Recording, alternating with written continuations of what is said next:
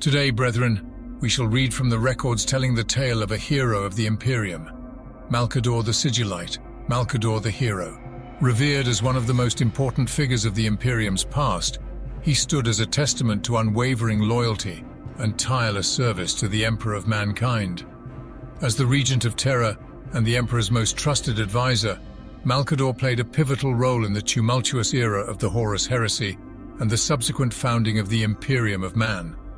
A masterful statesman and formidable psyker, he possessed a sagacious wisdom that guided the Imperium, though for such extraordinary feats, his frail appearance fooled many. Clad in simple robes, his slender frame belied the immense power he wielded as the second most potent natural-born psyker in human history. With his trademark staff bearing the golden imperial aquila wreathed in flame, his unwavering commitment to preserving the Imperium's heritage, the heroic guardian of mankind's future. Many have not heard of this brave man. Alas, I had not either, until my research led me down tales of his adventures with the Emperor and the Imperium. Now, listen closely, and we shall hear his tale. The Sigillite, whom Malcador borrowed his name from, themselves were an ancient order, far beyond the age of strife. This secretive organization emerged as a bastion of knowledge and preservation amidst the chaos that consumed Terra and the galaxy. They were dedicated to the collection, rescue and safeguarding of humanity's greatest cultural artifacts, spanning from ancient technologies to invaluable works of art. Their unwavering mission was to protect these treasures from the ravages of war and the encroaching darkness of the age of strife. The Order, it is believed they operated in the shadows long before the arrival of the Emperor of mankind and the onset of the Unification Wars.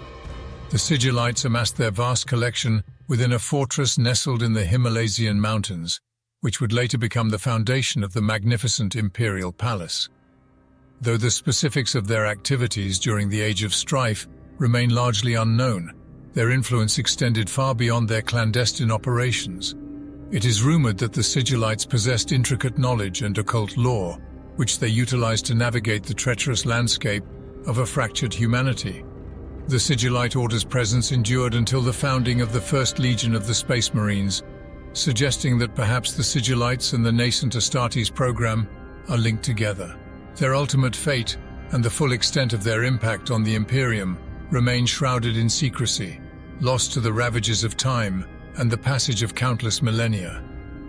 But one among them survived, one who would lead the Imperium: Malcador. During the Unification Wars, when Terra was a war-torn and divided world, Malcador played a pivotal role as a trusted advisor and confidant to the Emperor of mankind. It is rumored, from the very darkest vaults of our libraries, that the Emperor and Malcador bade their time within a cave, planning and scheming. His keen strategic insights and profound understanding of human nature contributed significantly to the Emperor's efforts to forge a united force from the fragmented nations and techno-barbarians that plagued Terra. Malcador's influence extended far beyond his role as an advisor. He served as a liaison between the Emperor and various factions, cultivating alliances and facilitating negotiations that were vital for the eventual triumph of the Imperium. His charismatic leadership and unwavering dedication to the Emperor's cause earned him the respect and admiration of many. A towering figure of the Great Crusade, he stood as a pillar of wisdom, guidance, and unwavering loyalty in the vast expanse of the Imperium's expansion into the galaxy. As the first Lord of Terra and Regent of the Imperium, he served as the Emperor's representative and acted on his behalf in matters of governance and administration. With his vast knowledge of human history, strategic acumen, and powerful psychic abilities, Malcador was instrumental in the successful execution of the Emperor's grand vision to bring all of humanity under his rule. Malcador's presence on the Council of Terra ensured the smooth functioning of the Imperium's civil government and the administration of the imperial tithe. He skillfully managed the myriad worlds and factions that made up the expanding Imperium, deftly navigating the complex web of political alliances and ensuring the loyalty of the imperial bureaucracy. As second perhaps only to the Emperor himself, Malcador's psychic abilities provided invaluable support to the Imperium's military forces during the Great Crusade. His telepathic and telekinetic powers allowed him to communicate across vast distances and influence the outcome of battles, whether it was coordinating the actions of Space Marine legions or providing psychic protection to the Imperium's forces against the perils of the warp. Malcador's psychic presence was a formidable asset on the front lines of the crusade. Behind the scenes, Malcador worked tirelessly to maintain the unity and loyalty of the Primarchs, the genetically enhanced superhuman beings created by the Emperor. He acted as a confidant to the Primarchs, offering guidance, and played a crucial role in shaping their understanding of their place in the Imperium. Malcador's relationship with the Primarchs varied depending on the individual and the circumstances. Some Primarchs, such as Lemon Russ of the Space Wolves, had a close bond with Malcador. Russ considered Malcador a trusted confidant and mentor, often seeking his advice and guidance. Their relationship was characterized by mutual respect and a shared understanding of the Imperium's goals, but in other ways, that of a father and son. However, not all Primarchs had such amicable relationships with Malcador. Some viewed him with suspicion or resentment, perceiving him as an extension of the Emperor's authority and a representative of the mortal administrators of the Imperium. Primarchs like Angron of the World Eaters and Perturabo of the Iron Warriors harbored deep-seated grievances and felt alienated from the Imperium's leadership because of Malcador. Most notable is Malcador's handling of Horus during a meeting of the Council of Terror. A direct missive from an administrative aide at the time stated, "The chamber was filled with tension as Malcador stood his ground against Horus and his defiant brothers." The Primarchs, including Alfarius, were outraged by the decision to remove a tribute to a fallen and disgraced Primarch from the investory. They challenged Malcador's authority and questioned his right to make such decisions in secret. Undeterred by their protests, Malcador asserted his authority, reminding them that he carried the Emperor's authority in his absence. He explained that the decision had been carefully considered by the Lords and Ladies of Terror, and that they had deemed the tribute unworthy. The marble statue would be destroyed, and its remains repurposed for the state gardens in the inner palace. Horus, seething with anger, confronted Malcador, unable to fathom the reasoning behind the decision. The tension escalated, with Horus envisioning various acts of violence against the Sigillite. However, Malcador remained resolute, unyielding in his position. In a defiant act, Horus attempted to speak the name of the fallen Primarch, challenging Malcador's command not to utter it. But Malcador, in a display of incredible power, silenced Horus with a psychic force that left him incapacitated, frozen within his armor. Sensing the urgency and the need to defuse the situation, the Khan interceded, pleading with Malcador to release Horus. The air crackled with energy as the Sigillite and the Primarch stood at odds. Finally, Malcador relented, releasing Horus from his psychic grip. The Primarch fell to his knees, visibly shaken. Alfarius rushed to his side, attempting to calm him and reminding Malcador of the shared grief and shame they all experienced. But the rage within Malcador began to stir, threatening to consume him. He contemplated the annihilation of Horus for his defiance and ungratefulness. The room filled with intense energy as the Sigillite's powers surged. Alarmed, Alfarius pleaded with Malcador to stop, fearing for Horus's life. The ancient Sigillite's vision blurred with crawling motes of light, and his anger grew. The atmosphere became charged, and the scent of burning hair filled the air. In a desperate plea, the Khan shouted for Malcador to stop, and in an instant, it was over. Malcador released his grip on Horus, who collapsed to the floor, gasping for breath. Alfarius rushed to his side, offering comfort and urging him to breathe. The confrontation had left its mark, revealing the depths of anger and power within the Sigillite. During the Horus Heresy, Malcador played a pivotal role.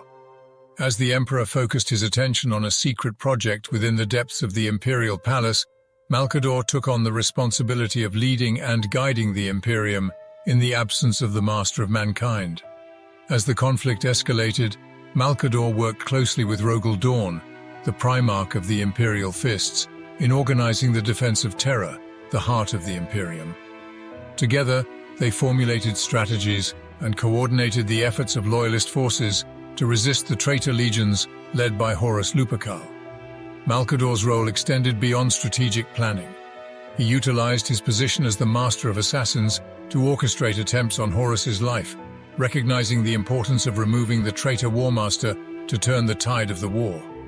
Several assassination attempts were made, including the formation of the first execution force, but despite coming close to success, Horus eluded their grasp.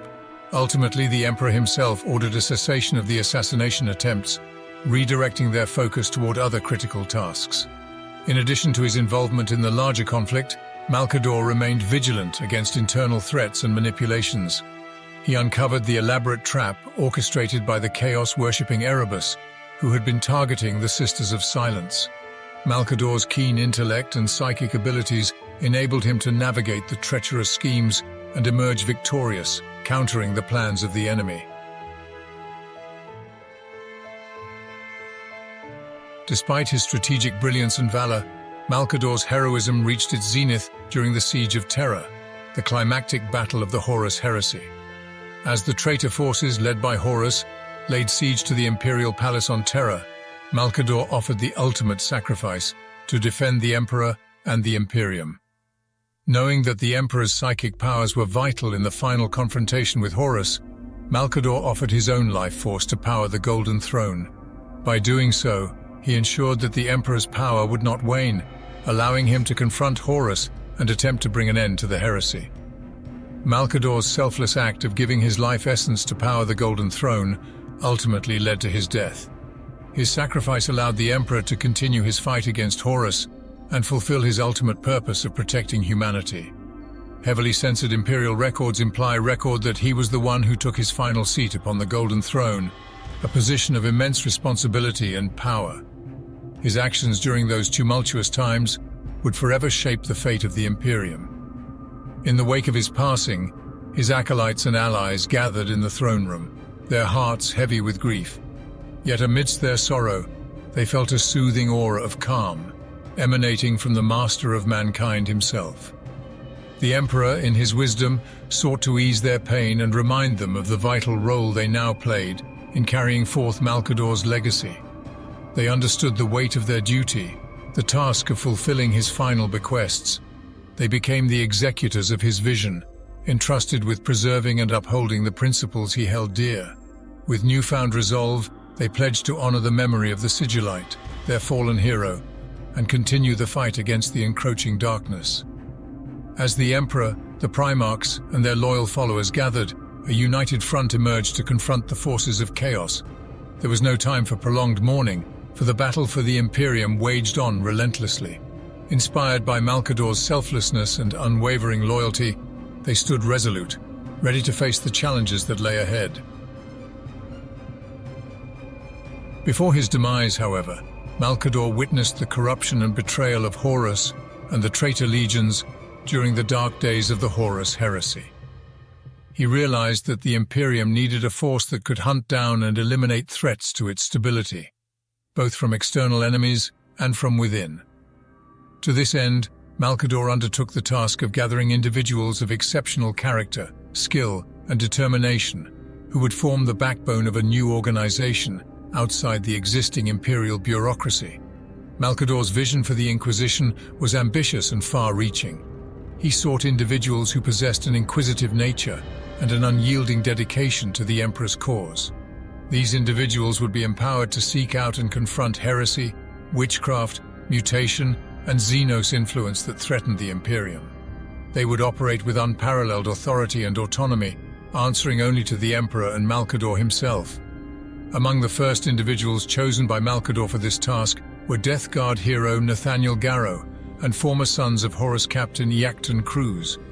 He entrusted Garrow with the recruitment of a select group of individuals, known as the Knights Errant, who would serve as the vanguard of this new organization. These loyalist Astartes, drawn from both traitor and loyalist legions, would be at the forefront of combating the insidious forces of chaos and protecting humanity. Under Malcador's guidance, and with the Emperor's blessing, the Knights Errant grew in strength and influence, becoming the foundation for what would eventually evolve into the Grey Knights chapter of Astartes. This highly specialized and secretive Space Marine chapter would serve as the chamber militant of the Inquisition's Ordo Malleus. dedicated to combating the demonic threats that plagued the Imperium. Malcador's role in the founding of the Inquisition extended beyond selecting its early members. He provided guidance and strategic insight, helping shape the organization's structure and ensuring its ability to adapt to the ever-evolving threats faced by the Imperium. His knowledge of the inner workings of the Imperium and his mastery of political intrigue were invaluable assets in establishing the Inquisition as a powerful and feared force. While the exact details of Malcador's involvement in the Inquisition's subsequent development are scarce, his influence and legacy endured. The Inquisition has become an essential institution within the Imperium, tasked with preserving the Emperor's vision, rooting out corruption, and protecting humanity from the myriad threats that lurked in the shadows. And thus, we conclude our lecture on Malcador, a figure of immense significance and intrigue in the records of Imperial history. From his humble beginnings as a wanderer in the shadows to becoming the Emperor's most trusted advisor and regent of terror, Malcador's journey is one of unwavering loyalty, strategic brilliance, and sacrifice. As an Imperial hero, Malcador played a pivotal role in shaping the destiny of the Imperium during the Horus Heresy. His efforts to gather the Loyalist forces, found the Inquisition, and guide the surviving loyal Primarchs were instrumental in the Imperium's ultimate victory over the traitor legions. He stood as a bulwark against the encroaching darkness, a beacon of hope in the face of treachery and corruption. The legacy of Malcador the Sigillite, a hero among heroes, endured as a guiding light in the darkest of times, a reminder of the indomitable spirit of humanity and the heights it could achieve. Through his actions, he paved the way for future generations, inspiring them to carry the torch of hope and resilience.